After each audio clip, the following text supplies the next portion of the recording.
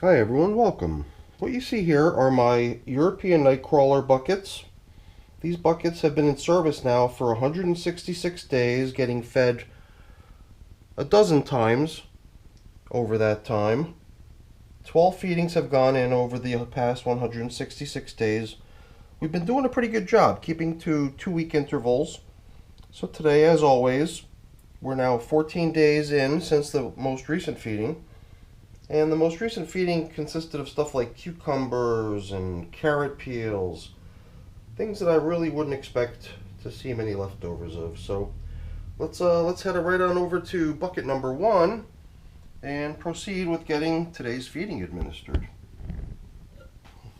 In most of my systems, we've been seeing a gradual reduction in the flying insect populations. We were administering that BTI solution, the mosquito dunks, and I've actually put some into the spray bottle so that I can give this bin here its fair share. Last time I just came in here with a little jar that had some in it, just poured it pretty much in. I'm starting to wonder if this technique that I'm using now, which is to just douse the top surface of the bin, is the best place to administer the stuff, because the little insects that we're trying to combat here, I would have to imagine that they probably don't venture down deep into the material. So right out here on the surface is probably where all their eggs and larvae are. So that's where I'm going to try to administer the stuff in each of my bins.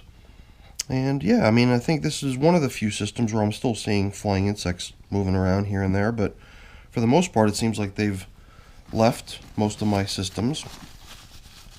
So this coffee filter over here, over this little recess in the system, indicates where we last fed. We've been doing pretty good also about keeping to this alternating feeding location pattern that we established. So theoretically, since we fed over here last time, we should be alternating sides, but even last time it seemed like just to be able to excavate the side, to be able to put the food in, it was getting a little bit tricky. So I don't know, I'm sort of at that point where I'm almost ready to abandon the side-to-side feeding style and just, not worry so much about it. Just get the feeding in here some way, any old way. Perhaps down the middle for a change of pace, I don't know. Definitely a lot of castings piling up in here. Last week we sort of made that observation too, noticing how prevalent the castings were now, and it'll just continue to get more and more that way. There is a lot of I don't know, there's castings everywhere, but there's also a huge amount of bedding mixed in amongst all the castings too, so it's a little bit deceiving, I suppose. We've been very generous on bedding in all my systems. And I look at the amount of bedding in here, kind of makes me wonder if today we can go kind of easy. I mean, you saw what I was going to give them. Besides the foods, there was also a few of those soiled paper towels. So in a way, that was going to be bedding applied anyway if I just gave them that stuff right there, as well as the coffee filter itself is a piece of paper that can serve as bedding too. So I'm wondering if we can just go without any supplemental bedding today and just, put in the food, rely on a lot of the existing bedding as being sufficient to keep these guys going nicely, and treat it as more of a feeding only type of a visit. Maybe not one that tries to continue expanding the system size and add more and more bedding. I mean, at 166 days, it might not be a bad idea to start thinking of this system in terms of, being a candidate for harvest at some point soon, but they would have to break down a lot of this residual stuff in here, and to keep piling more in might actually work against us from that aspect if we were to do that. So yeah, I think it might be time to start withholding the the generous application of bedding on each occasion.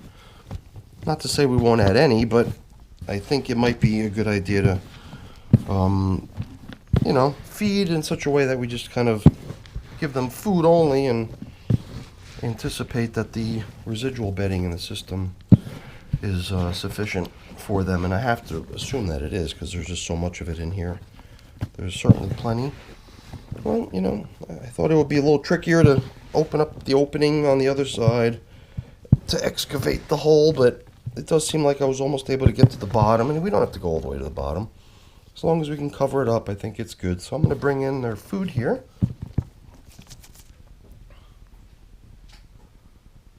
Oh, I just I just took a glance at the preview on the camera, and it looked like everything was out of place. It's just this big pile is distorting things here a little bit.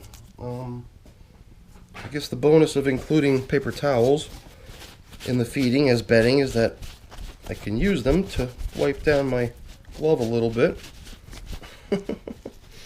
Let's see, we've got an assortment of different green items in this one bag I've got here. So I just reached in kind of randomly, and I ended up with some cucumber peels and broccoli. And it even looks like there's a couple of whole cucumbers in here. Let's give them a half of one, just so we leave enough for the other systems. And maybe even one little small piece there. Let's not forget that we've also got some cantaloupe melon to give these little guys. And it's only 1 day's worth of coffee here in this filter here.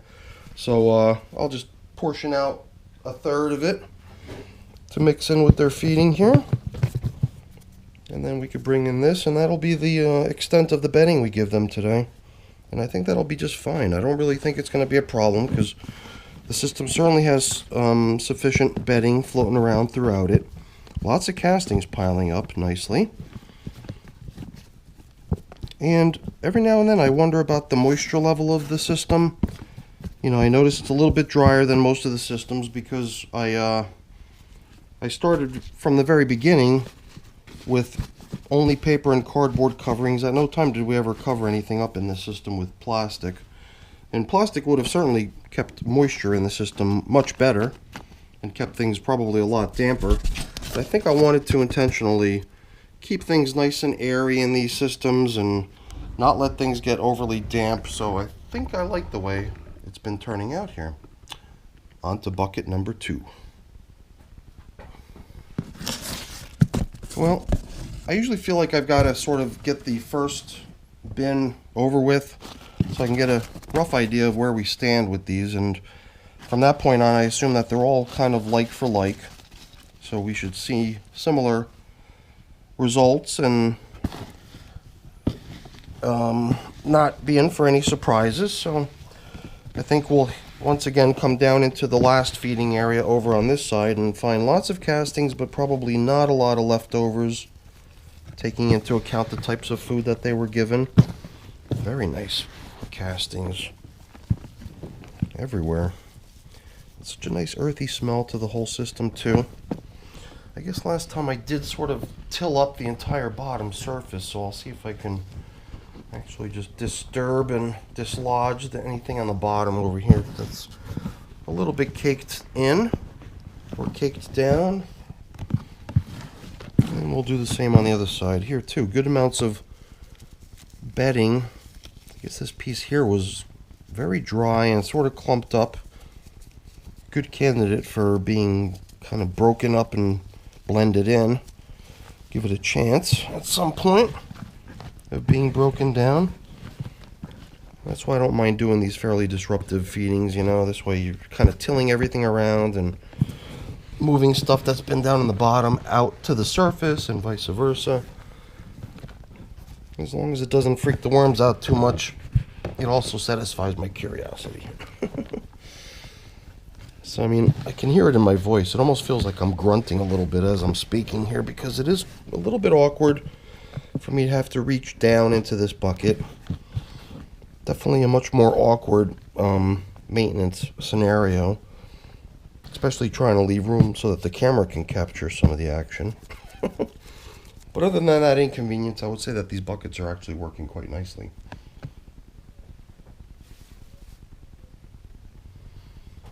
Alrighty. Once again, just a little brush off, keep the castings in the system rather than on my glove.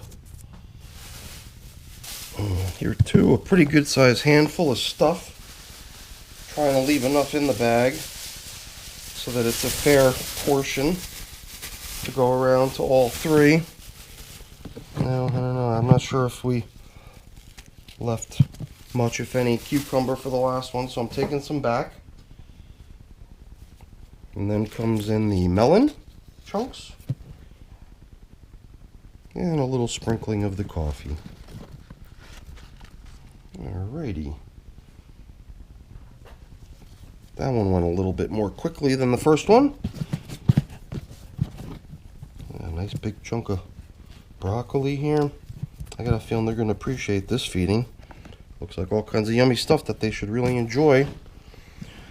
And I'm just trying to remember now. Did I jump straight into worm bin maintenance or did I apply the BTI? I've got a funny feeling I skipped a step. So typical of me, isn't it? Well, better late than never, I guess. The whole idea behind spraying I mentioned earlier on the top surfaces, you know, with the assumption that the little creatures that you're trying to knock out are in fact dropping all their eggs and hatching their larvae and have all the targets for this material right there on the surface when you open up the system. So that's the time to shoot it, I guess, not later after it's all been blended in, but at some point it'll become habitual, and at that point I won't even need to do it anymore because the flying insects will all be gone. Alright, well, just got to cover up here, and we've got one last system to feed and we're done. On to bucket number 3.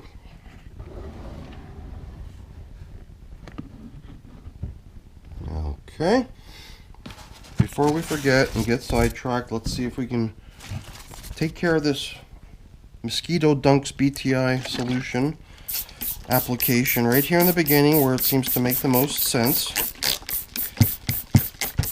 And even though I've been seeing a little bit of insect activity, I would almost say that even in here things are not that bad. It was just that when I first brought the buckets over to the bench, it did seem like there were a good number of little flying insects sort of hanging around the systems. But down here within the systems, it doesn't seem like we're dealing with too much trouble. So my hope is that gradually over time, using this stuff is going to result in, you know, pretty much a depletion of all future generations. Maybe what we're seeing here is just the last few remaining ones that still survive prior to my regimen of applying this stuff. But I would think that all their offspring that have been unable to hatch, or maybe they do hatch and it's the larval stage that's unable to eventually transform into a fly. I forget exactly where this material comes into play in knocking out that next generation. So it's not actually killing anything. It's taking something and just preventing it from transforming to its next developmental stage, I think. If anyone knows better, if what I'm saying is not correct, then please correct me and set the record straight. But I think I've spoken that little story a number of times and never heard anything contrary to it, so I think it probably is correct. Lots and lots of castings. Still good bits of leftover bedding here. Once again, little clumps of the stuff, a little bit bundled together. Stuff that I really like to break apart when I encounter it. And blending it in will also dampen it. But here's a pretty good sized chunk of it. Definitely a good candidate to be busted up. You can even see a couple worms almost kind of like getting down into it and hanging out inside of it. But it's not really getting the type of exposure and attention that it could be when it's all jumbled up like that, so I do try to break this stuff up every chance I get. Alrighty. No real surprises. Perhaps just a few additional clumpy pieces of bedding stuck to itself in here. Perhaps a little more than we saw elsewhere, but I think we've more or less broken them all up into little bits and pieces now, so all that bedding's in much better shape now to get potentially utilized by the wormies. And I think we can start thinking about getting this last feeding in here. No more rationing, I guess. I could simply pour out what's left in this plastic bag. Unfortunately, the broccoli is kind of sticking to the bag. I think we got the majority of it. One more piece of melon here. Not bad. And over here, what we can do is we can hang on to this nice new coffee filter and bring back the coffee filter that had been in here previously, serving the function of feeding zone indicator, and turn it into bedding too. So I'm looking around here. I think we've used up all the food that we came down here with. Giving it all to the worms. So I think we're more or less done. Alrighty. Very nice. Very fun systems. I do sometimes wish we weren't in such constrained spaces though, so that we could maybe see better, so that I can reach things more easily without grunting.